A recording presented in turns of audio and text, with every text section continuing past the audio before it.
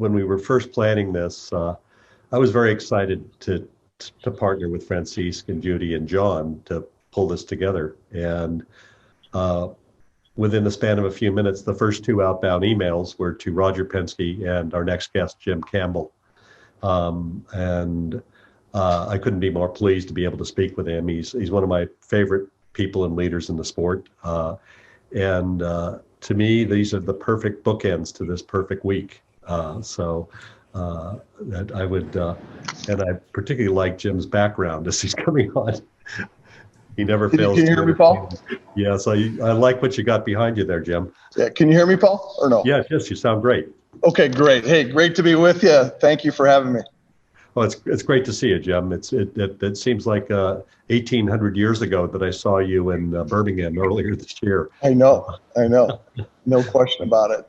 Yes, well, I'm here at our General Motors Propulsion and Racing Center here in Pontiac, Michigan, and this is where Russell Blanis, who leads our effort here for all of our race programs, his team is based here, and we're attached to the General Motors Propulsion dyno cells and laboratories, and there's about 110 dyno cells of different sorts here, and we have our team's actually here in a number of the cells right now doing some testing as we speak, and some endurance testing and drivability just about 25 steps from where I'm at right now. So it's great to be with you here from Pontiac, Michigan. Oh, Jim, I'm just so jealous. You have one of the coolest jobs in the world. Well, we're all lucky to be in the performance and racing industry. You wake up every day. It is fun. There's no doubt. It is, and there's one of my favorite race cars behind you over your shoulder too. It's staring at me. Yeah, that's the obviously the C7. That's the number 4 C7R, Oliver Gavin and Tommy Milner. Obviously, we moved on now to the mid-engine, the C8R, and then over on this side we've got I don't know if you can see it or not, but we have the Copo Camaro, and Copo has a long, amazing history, and we kind of brought it back to life in 2012, and it's been really fun to be racing in the stock eliminator super stock categories with the Copo. Well, yeah, and I remember seeing it at I think it was SEMA show a few years back. But let's first off, you have a great title, Vice President of GM Performance and Motorsports. That covers a lot of stuff, but I don't think most people realize you also are responsible for strategy and product marketing for Chevrolet and GMC trucks and accessories as well. I was surprised to learn that. I didn't know that. I went to visit you one day and I found that out. Yeah, that's right. Yeah. There, for sure, the performance and racing piece is really, really, really fun. We connect really racing on the track with our high performance variants on track or off road, depending on whether we're talking car or truck. And also in the middle of that's performance parts. So we really link racing performance parts and high performance variants together, and really try to learn on the track and drive those learnings back over into the production vehicles and our propulsion systems. And then I do have some other responsibilities, and so it's really fun to work on our truck business. And really the two ends of the business I just love so much. I love performance, I love racing, and I love the pickup truck business. So we do we call it product marketing. Others call it product planning, where we're basically doing all the packaging and the offering for our Silverados and Sierras from Chevy and GMC. We also do the full-size utilities, things like Tahoe, Suburban, Yukon XL, Denali's. We work with our sister brand at Cadillac on things like Escalade. So it's really a fun job. And then accessories has just been a growing area of our business. And when you go to places like SEMA, accessories is an amazing growth area for our business. And it's a way for customers to really make their vehicle their own and, make it, personalize it, customize it, enhance performance, which we love, and capability. And so I love going to work every day with our team, and it's interesting every moment. Well, it looks to me like you've got the keys to the toy store. Well, the other interesting thing, and I don't know if you can see this in here, over to my right is actually the propulsion system we put in our eCopo in 2018. Yeah, I remember that. Obviously there's a lot going on in the industry, and electrification is part of what's happening. And so, several years ago we electrified the Copo. we weren't sure what the reaction was going to be, and it was an amazing reaction. And we had a chance to work with NHRA to do a lot of demo runs, and it was really a great learning experience for us. And then over on this side of our little showroom here, we have our E10, which is we electrified a C10 with the kind of our next generation of our electric crate propulsion system. It's a concept right now, but we're getting closer and closer to offering an actual e-crate system to individuals that want to do a conversion or resto mod and electrify it. So it's really kind of a cool thing that we're working on in addition to all the awesome racing stuff. Well, all of it's awesome. I'm just like, it's literally like you're in Santa's workshop and you're standing around.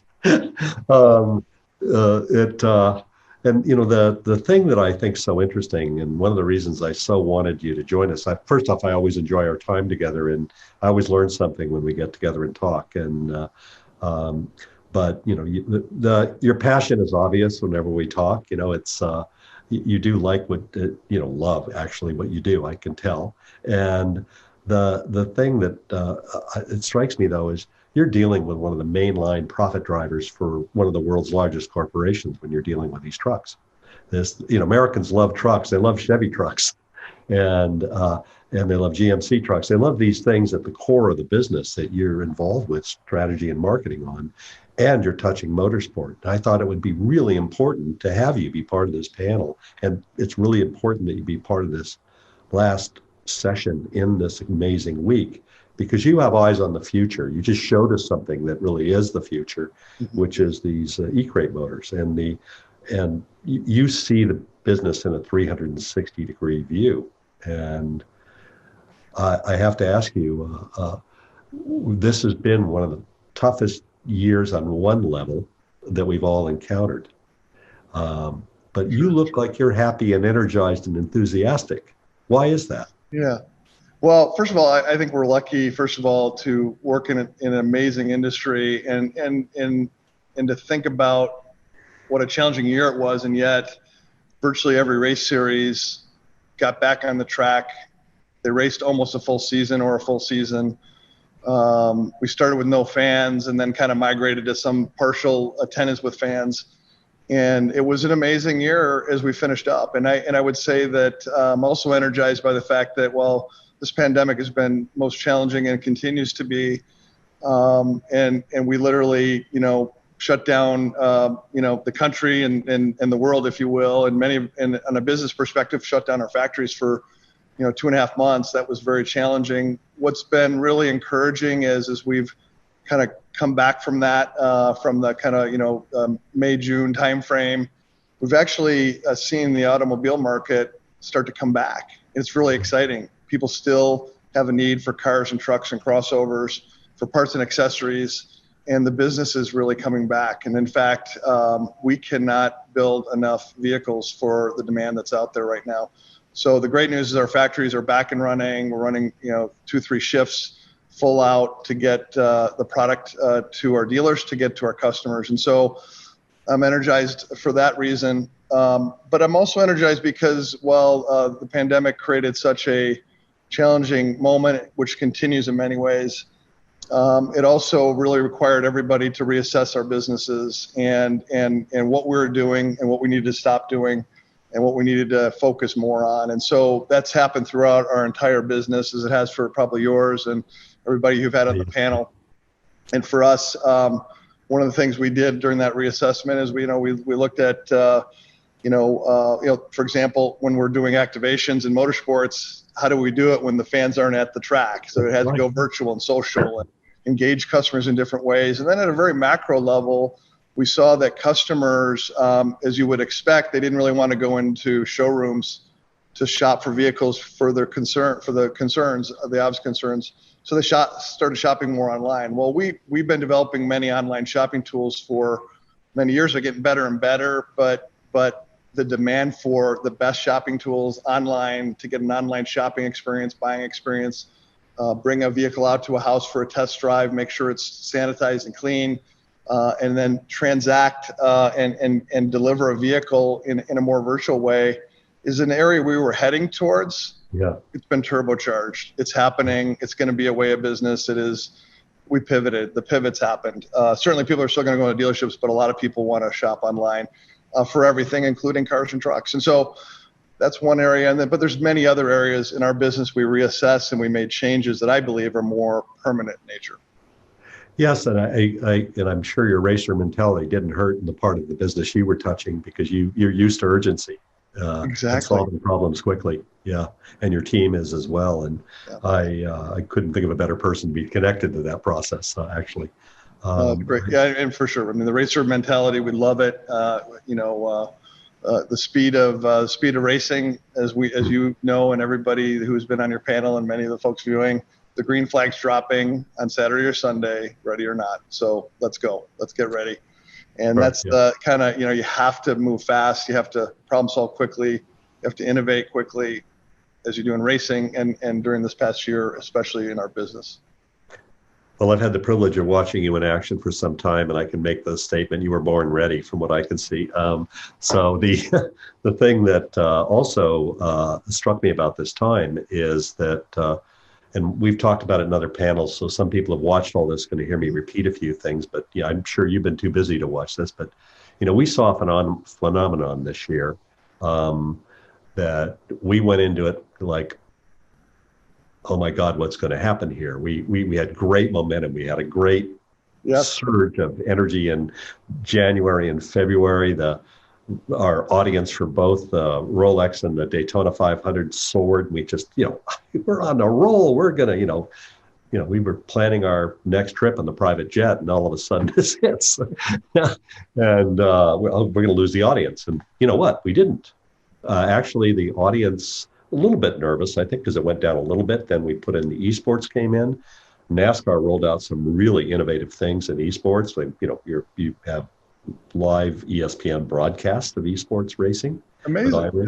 That was amazing. And it was amazing. And our audience was consuming the content as if it was not virtual, it was physical racing on a racetrack. They were arguing about it, sharing it, reading the stories. And then we start to get into actual on-track activity, and in an earlier session, I said it was emotional when NASCAR rolled and came back. It was like a post 9/11 moment, at least for us racing people. It was extremely emotional knowing what went into it. What did you feel in that moment when you saw your cars roll onto the racetrack and hear their motors and hear the sport come back to life? What was that like for you? Yeah, I mean, it was amazing. You're right. The iRacing really gave people something to focus on, and I think it really engaged people in a way that they didn't know a simulated game could be. And I think that of course, a lot of our drivers use simulation as a way to prepare. We've got big simulators available to our drivers, but it really engaged everybody. The time we got back to the track, and a lot of credit to NASCAR for really working every single day, 24 hours a day, to figure out how to get back in a safe way, working with states and municipalities and local governments to make it happen. It was a big deal. It was awesome.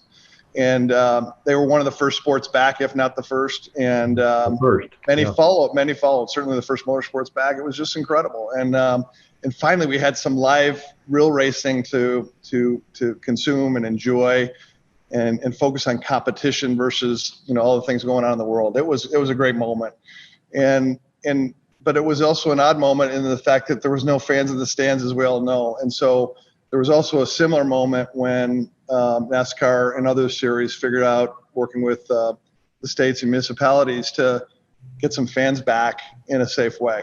And it tended to be, a portion of the capacity.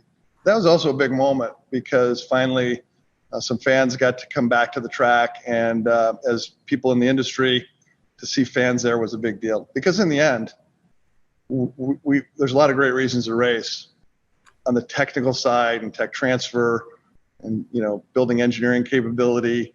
But the fans was what make this thing go around. Because in the end, it's a great platform to show, what we have and compete on an amazing stage with awesome competitors, other manufacturers, other teams. And so the fans are also our customers. And so that's why that was so awesome.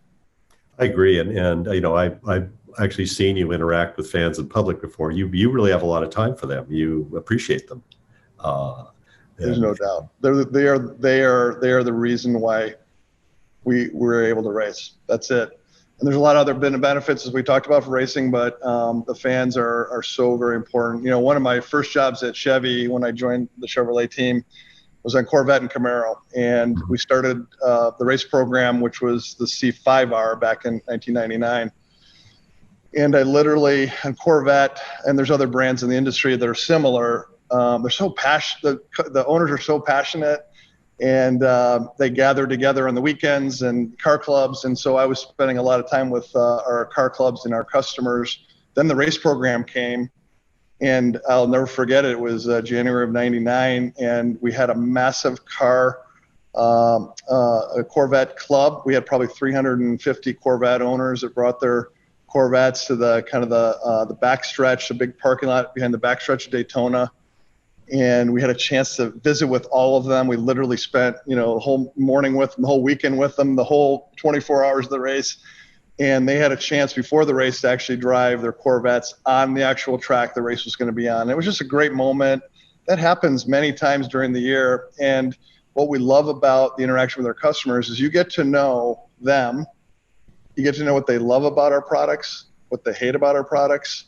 You get to open your eyes and see the things that they're doing where they've created their own workarounds to solve different issues or, handle something that I remember the C5, we had those real shallow cup holders and our customers had created their own solutions. And so it was a signal to me and my partner, Dave Hill, who was the chief engineer at the time, like, we got to solve that. But we did that at these customer events, and many of which were attached to the most exciting races that you could be at. And our Corvette customers stayed up with us all night long at the 24 hours of Daytona in 1999. And it was just a great start to that race program, but it started with our owners, with our owners and our race fans.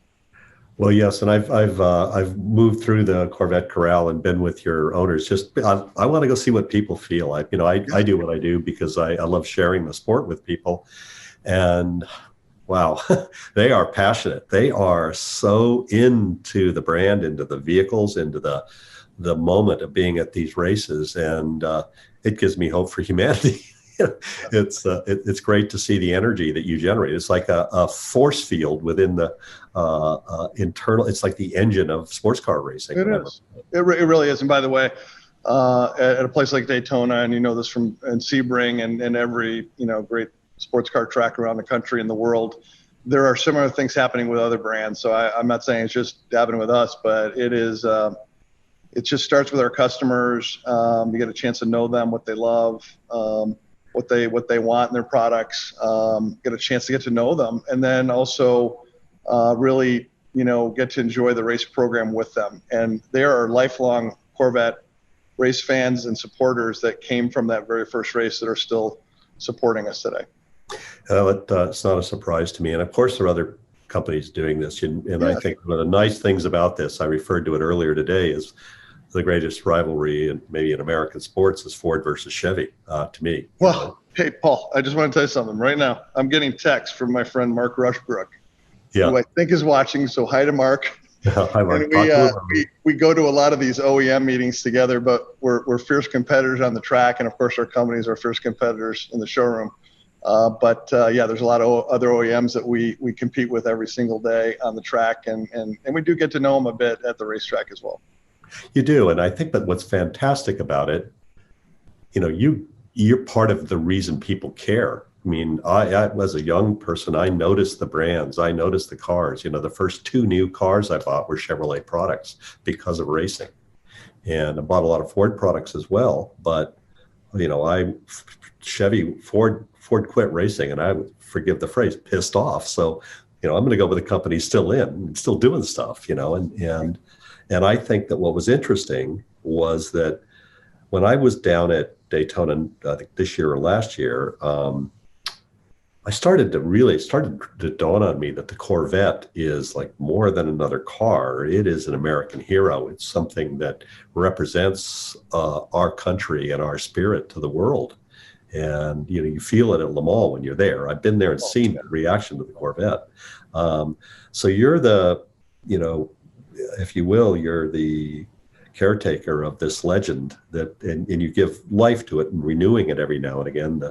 But I want to just say this was a hell of a renewal year for that particular hero. You want to talk to us about the gestation and what happened on the racetrack this year with the C8R?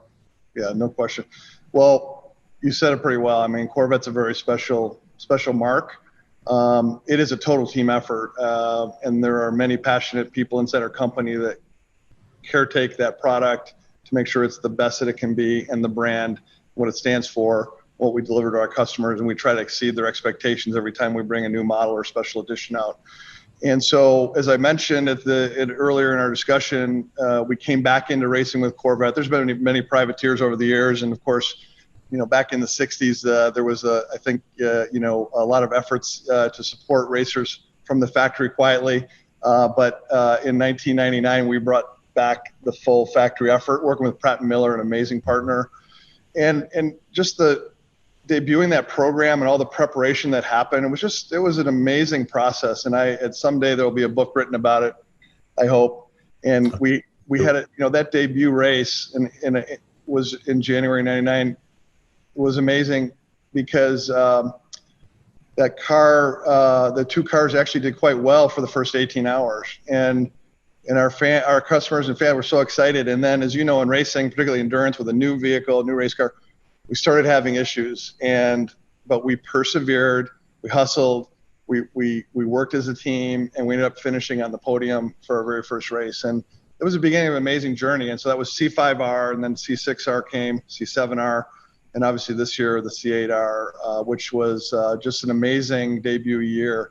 While we didn't win the first race of the year, we learned a lot in that race, and then from there on, it's been an amazing season. And so the C8R, finally a mid-engine Corvette. It's something that every chief engineer, from Zora to Dave McClellan to Dave Hill to Tom Wallace to Ted Juchter, wanted to do many times. And there's many prototypes and study cars that we did over the years to prove it out and the benefits of it. And I'm so proud of Ted Juchter, Mark Royce, but our design team, Tom Peters and John Cafaro. Those guys are now retired, but everybody in our system and our propulsion team, who's based here in Pontiac, just an amazing job to come together and make the mid-engine Corvette happen for production and then racing. And so this year was an amazing year. We'll never forget it.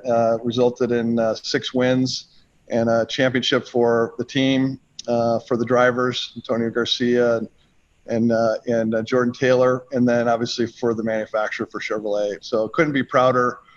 But it's been decades in the making, and we're so proud of the team. It does. It fulfills almost destiny. It's interesting. It happens in the most unusual year, but one of the things I have to say, Jim, is that the online energy, the audience energy, as I was getting at, it soared. And, we had really high traffic numbers. IMSA is one of our primary categories of coverage, along with NASCAR and IndyCar and Formula One. And it did really well this year, despite there not being fans in a lot of the races. And I got to tell you, we believe that, just our team, we believe the Corvette's one of the drivers of passion for that sport. You are one of the, we can tell by shares, we can tell by just general interest and commenting on stories about your team and about your car. Your car's entered, and the personality of the team is something that overall that's defining for the sport. There's I wouldn't call it a swagger, but there's a way about this team that is got a cool factor. The never give up attitude by that team. Yeah. And absolutely. There is, I literally know all of the team members of the Pratt & Miller Corvette racing team, and I could say something, about almost every one of them. But there is a esprit de corps. There is a never give up attitude. There are so many stories of moments where we just had to come together as a team to overcome an issue. You think about what happened in 2015 at Le Mans, where we lost one car in the qualifying, and the car was not recoverable. Thank goodness Jan Magnussen was okay. And what the team did with the remaining car is they rallied behind one car. And having one car at Le Mans is not an easy task to have a chance to get to the top of the podium. and the team did it. But they rallied together, every one of those individuals that was at Le Mans with us. So we love the team at Pratt Miller and what they've accomplished. And not only the championships with, each generation of the car, but you talked about Le Mans and kind of the American spirit that comes from a manufacturer based here competing there, especially Corvette. And the stories and the experiences we've had at Le Mans have just been incredible. And I've had a chance to be there many times with our team. And what you said, the Corvette, it has a following at Le Mans that is even beyond the owners. There are people that have fallen in love with the Corvette. And so that's very special to go there and hear the support the Corvette gets when we compete at Le Mans. And I'm proud of the team in their class. They won it 8 times and had a chance to stand with their drivers on the top of the podium for the GTE Pro category. And when the national anthem plays, it's an amazing moment. And so proud of the team. And what you realize is that having an accomplishment like that is really only the result of competing against the best in the world. And at Le Mans, you compete against the best in the world. The same things for Rolex 24 Hours of Daytona. Compete against the best in the world. When you win, it's meaningful. It is meaningful, and I think that a few years back, I think in 2015, I spoke at the FIA Sport Conference, and I said, this is, I think what I said is we're more than the entertainment business. We're in the inspiration business, and that's what I feel about Corvette racing. Corvette racing is truly an inspiring endeavor. It's more than just a race team. It represents more than just a race. It represents our country to the world. And I was sad that we couldn't see Corvette at Le Mans this year. And I do hope you return to Le Mans with Corvette racing, and I do hope you win, just because of who I am and I follow that team. I have one team that I root for. I'm not supposed to root for anybody, but I root for the yellow cars, and they represent me to the world. And tell me about that. Tell me about going back to Le Mans. Yeah. I mean, it was a very difficult decision. We had competed at Le Mans for since 2000, so we hadn't missed a year, and we didn't miss any year. Even when we had the economic challenges of 08, 09, 10, we still stayed at it. And this year, we had to make a very difficult decision, and having that discussion with the ACO was not an easy one. But given everything that was going on and the fact that there's just what was going on in the country, what was going on with our company, we literally had none of our factories were running at all, and it was a decision we had to make at the time. It was difficult because we love it, like so many people do love that race, whether they're Corvette fans or not. So our hope is that we have an opportunity to go back again. And so that's our hope. It's a race by invitation. You have to be invited to go. And so our hope is that we'll have that opportunity again. And it will be a very proud moment to be able to compete with the C8R there, a mid-engine Corvette that Zora dreamed of, that Dave McClellan dreamed of, that Tom Wallace dreamed of, and Dave Hill and Tad Struchter. And Tad Struchter, made it happen. So I'd be very proud, and we all would here at our company at Chevrolet and GM, to compete again at Le Mans. And, since I was very young, I've dreamed of that mid-engine Corvette going to Le Mans too. Yes. So I think that, yes. And, and that is to me, that's one of the greatest success stories of this season. This was that is, victory through the darkness. And I think that's, it's something that has inspired me and given me joy during the course of this year, and given me hope. And I for many, I think it's the same.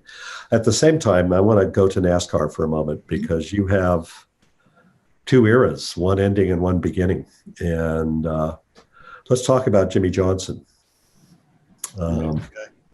Yeah. What does this mean to you and to everybody in the Chevrolet family that Jimmy is amazing guy.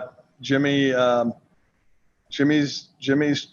track record with Chevrolet, people know mainly from NASCAR, but it started well before that.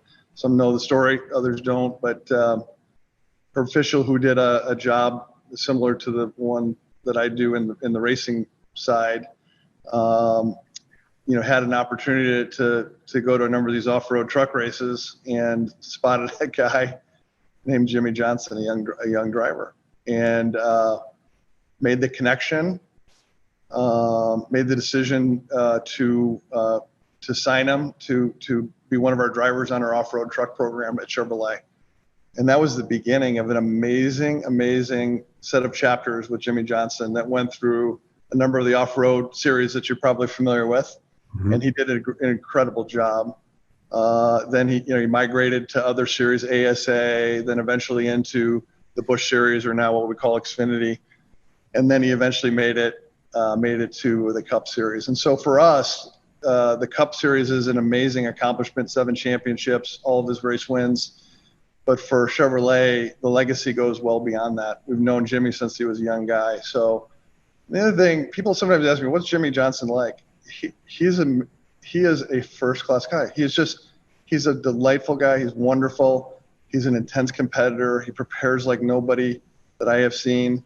And he is a driver that, in his own way, can lead from behind the steering wheel. And the results are incredible, from off-road trucks to ASA to the Busch Series to Cup. And so it was kind of bittersweet to see him with his last race, but we celebrate everything he's done in his career.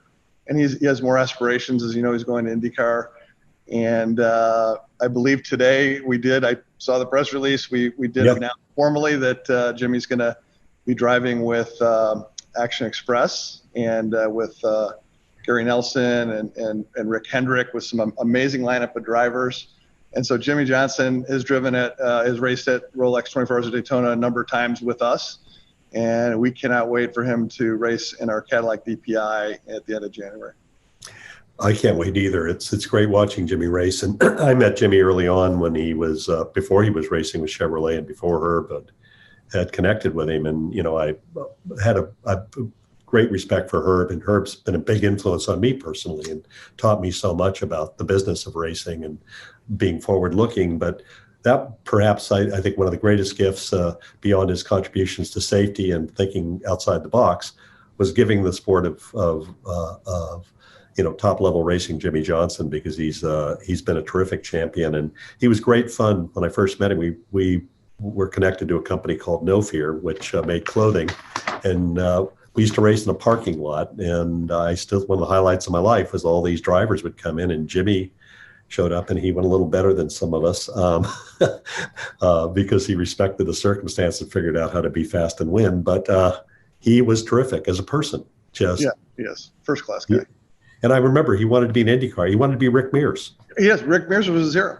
Yeah, that's absolutely. So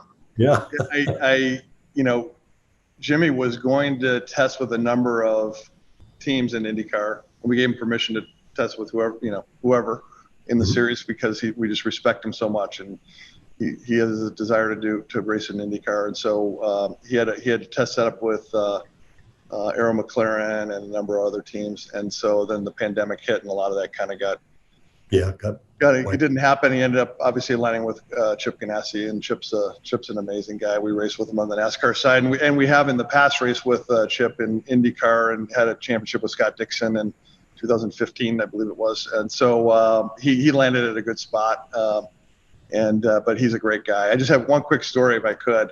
Yeah, please. Jimmy, we shot a commercial with Jimmy, and it was called My Best Drive. And I don't know if you remember this or not, but we highlighted this. The commercial was 30 seconds, and we had the clip of Jimmy when I think it was in the Busch Series when he lost the brakes and literally at 150 miles an hour ran into this massive tire barrier, got out of the car, stood on the roof of the car, and said, I made it. I'm here. Let's go racing.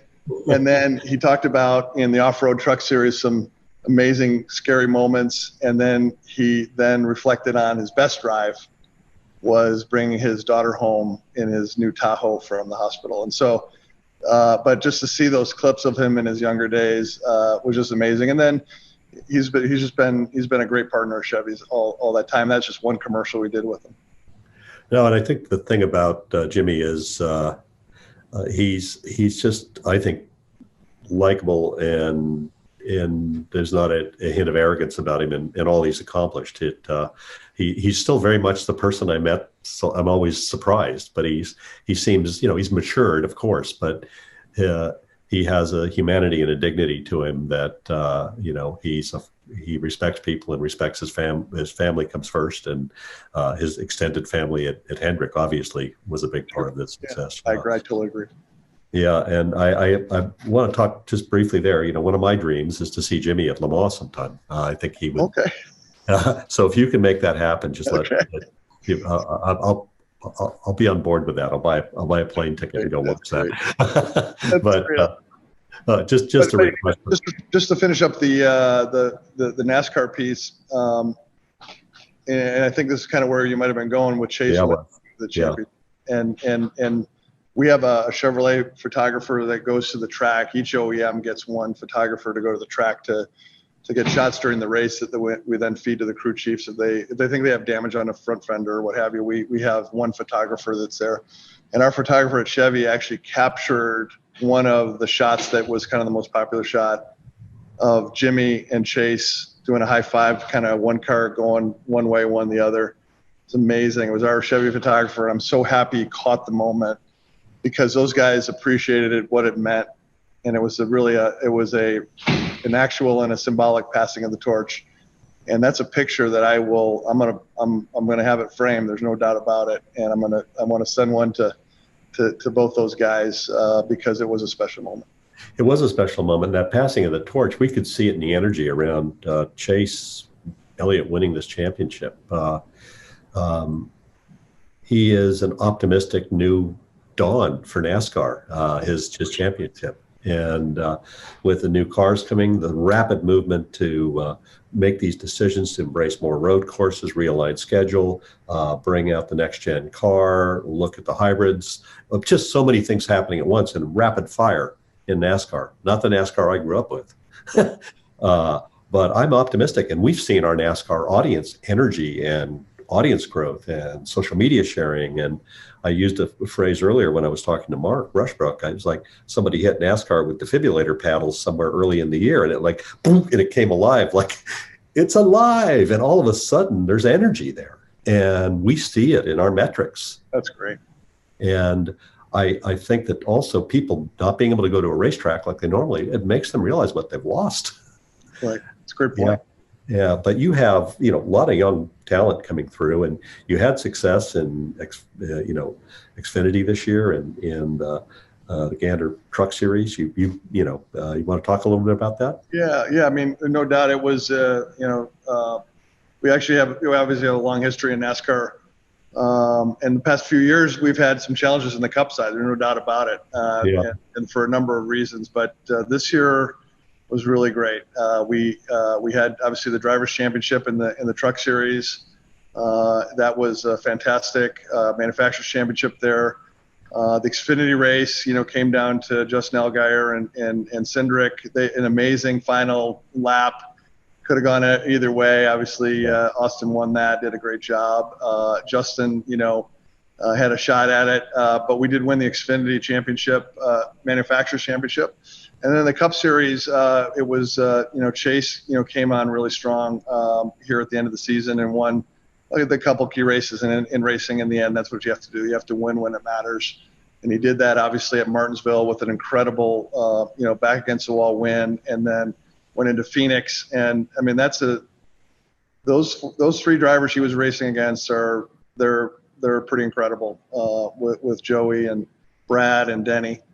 And I'll tell you, I'm so proud of Chase and Alan Gustafson, everybody at Hendrick that prepared the cars, prepared the race strategy, executed the race. He had speed. He drove from, as you saw, from the back of the field to the front. Led a lot of laps, but believe me, the 2 and the 22 were swinging away.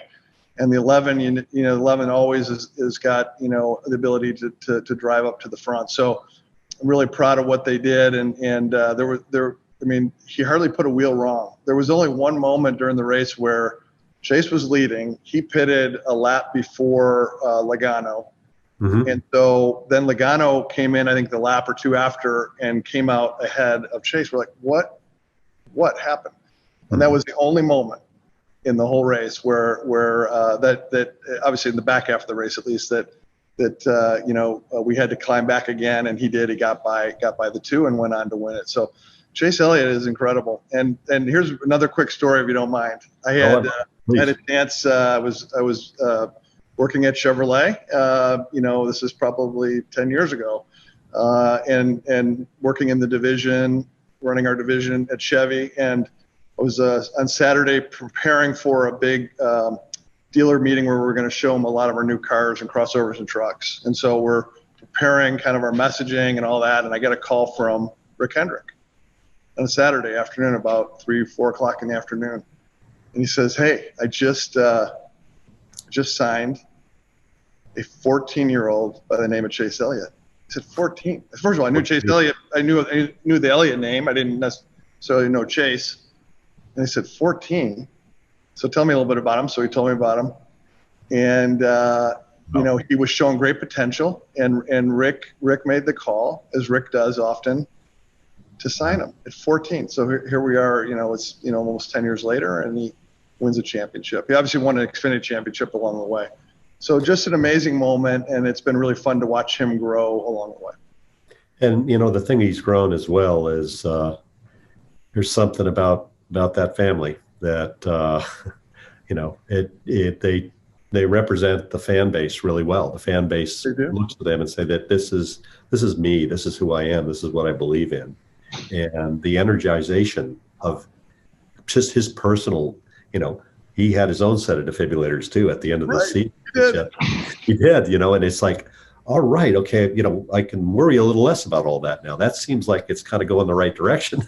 And the thing that I think that, it's all about people, and it truly is. And losing somebody like Jimmy to go off to do something else, it's a renewal. Racing's renewal. And, and I think it's a good segue. You've got NHRA, which you're synonymous with NHRA. And I just want to talk a little bit about what you got going on. Yeah, NHRA, this past year, Erica Enders, as you know, in the pro stock area, so we got some people coming in the building here. Erica Enders won her fourth pro stock championship. And so that was amazing. The first time a woman has won 4 championships in NHRA, Erica Enders did it. She's an amazing racer, completely focused. She knows how to lead a team, and absolutely a great job. And obviously in the stock eliminator or the factory showdown category, we had a Copo Camaro driver win the championship there. That was awesome. And then we're looking forward to having the John Force Racing back next year in Top Fuel and Funny Car. We missed them. I think the series missed them. We missed him too. And we're looking forward to having him back, along with all of the racers, Robert Hyde and Austin Prock and Brittany. So they're great partners. Yes, and one of the things we talked about earlier is that NHRA is where women first became championship caliber, winning competitors, which it's on our agenda. This is an agenda we shared first with Herb Fischel, I think, in 1994. We had items on the racer agenda, but women are equal in every way to men, and especially in racing. I think the sport would grow exponentially if women were directly competitive. And your thoughts on that? You have a female champion there that's 4 times over, really a star. Yeah. What do you see for women in motorsport going forward? Yeah, no question. Obviously, Erica Enders, Brittany Force also won a championship, and that was an amazing. The way she won that championship was incredible. And as it always comes down to the last race in our sport, her team working together delivered when it mattered the most. And so she brought another championship to John Force Racing and added one to Chevrolet. So we couldn't have been prouder of that. But absolutely, we need more women in racing. And when I say in racing, not only behind the wheel, engineers, race strategists, designers, working in the shop, those kinds of things. So there's no doubt we need that, and we need it in every one of our sports. There's no doubt about it. We've had some success in when we first came back in IndyCar. There were 3 women that were in the sport, and that has dwindled. We've got to come back and have more women in our sport. There's no doubt about it. Yeah, IndyCar's less for not having women competitors and women team ownership. Everything, it needs it, and I think that, I just think you're in the automotive business. What is the impact of women in purchase decision for automobiles? And it's 80%. It's Yeah, 80% of the decisions are made by or influenced by women.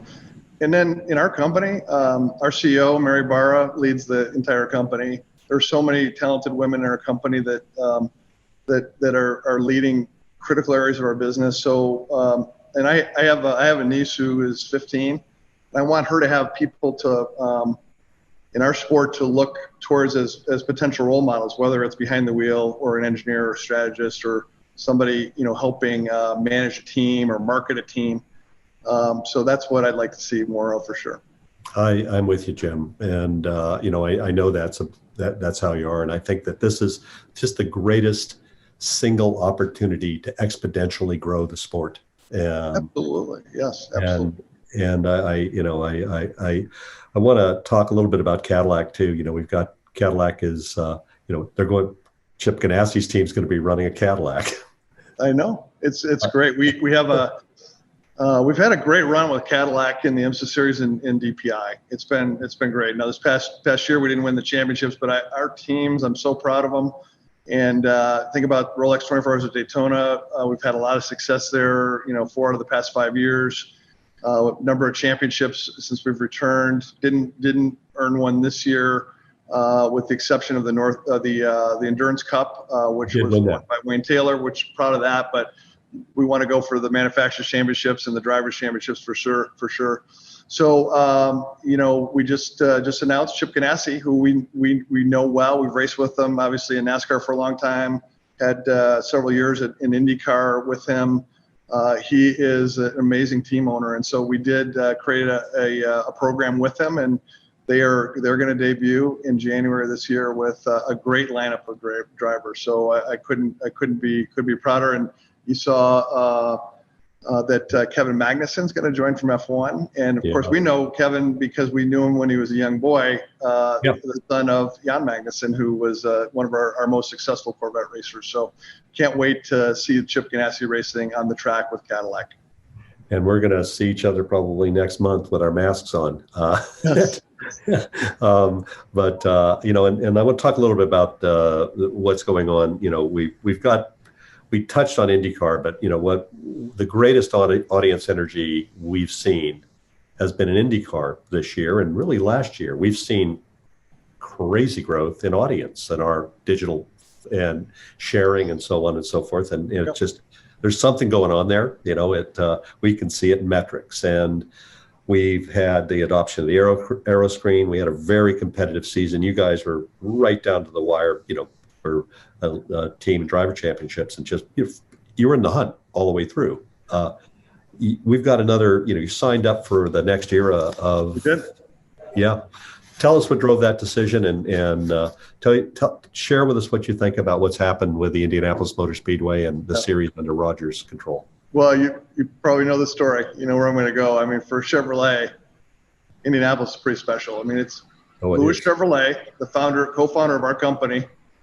Him and his brothers raced at Indy. And so when we go to Indy, it feels more like a home track just because of that. Yeah. And so Chevrolet's had a lot of involvement over the years, a lot of success in Indy in the series and at the 500.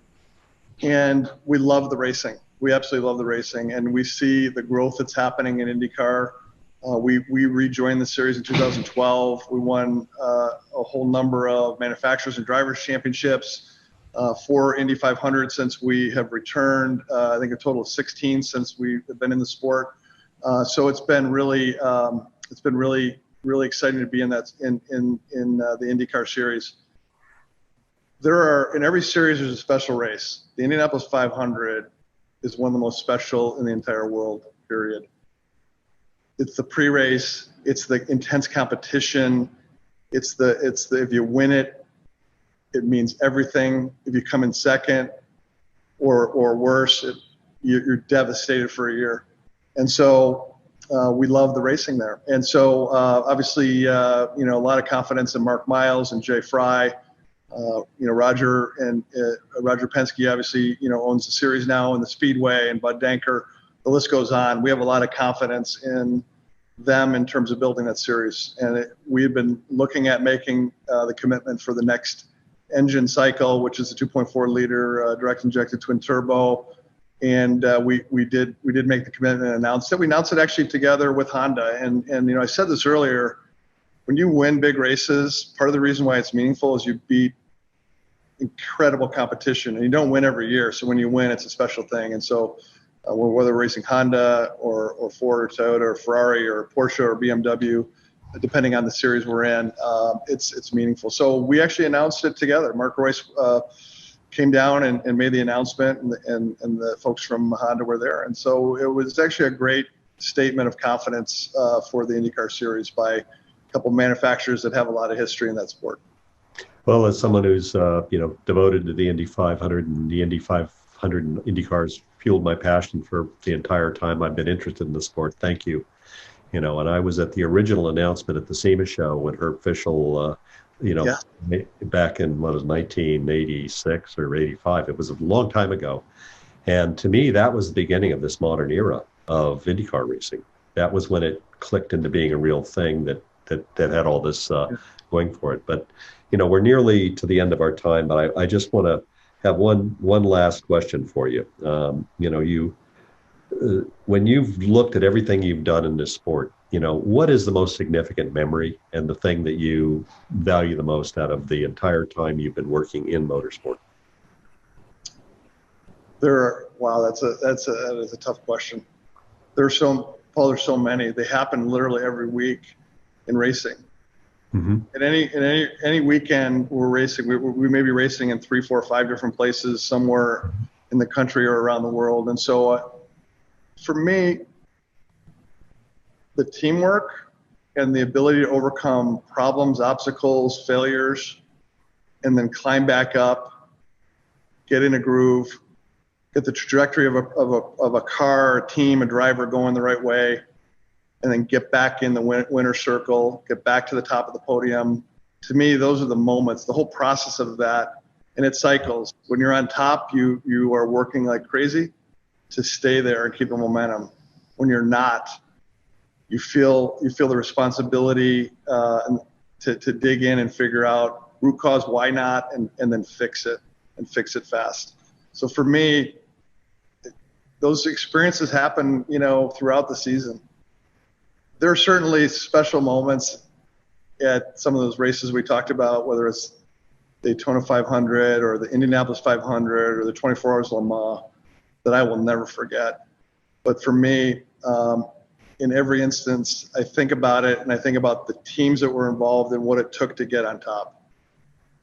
And then, importantly, in racing, there's only one winner every weekend in a race. So that means there's a lot of people didn't win. And so your ability to handle not winning by focusing the energy forward to the positive, to how to fix it and how to get back on top, that cycle is a must in racing. And that process, I love it. I love it. You, sir, are a racer. There's no cure for that, by the way. Figure it out. That is a great answer, actually. You are too, a racer. Yes, and that was very inspiring. And back to my quote, we're in the inspiration business, and you, sir, inspire me, and the things you do and the people you work with are inspiring to me. And thank you for the friendship you've shown our company and my team over the years, and the respect you've shown us. I really appreciated it. Very welcome. Yeah. Paul, you're a friend of the industry. When we have questions, we often call you. I've done it many times to learn. We'll continue to do it. So thank you for holding this forum over the week, having me here. I'm here representing our team. It is about the team. There's so many people that help us do what we do every day. And so thank you for letting me represent everybody at Chevrolet, Cadillac, and General Motors here. And thanks for hosting this forum. Great to be with you. And thank you for being what I wanted you to be, which was the final word on our sport. And you summed it up beautifully. Actually, your comments here at the very end were probably the most appropriate words we could close this spectacular week with. And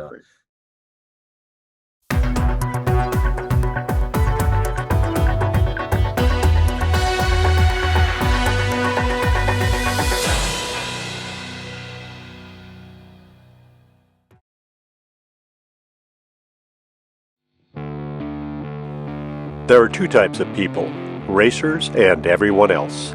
Racer Magazine is for those who believe that racing is a way of life. Racer embodies the excellence that defines a sport driven by passion, courage, and ingenuity. Get 1 year of both Racer's print and digital edition for only $39 with instant access to our entire digital issue archive. Subscribe now at info.racer.com.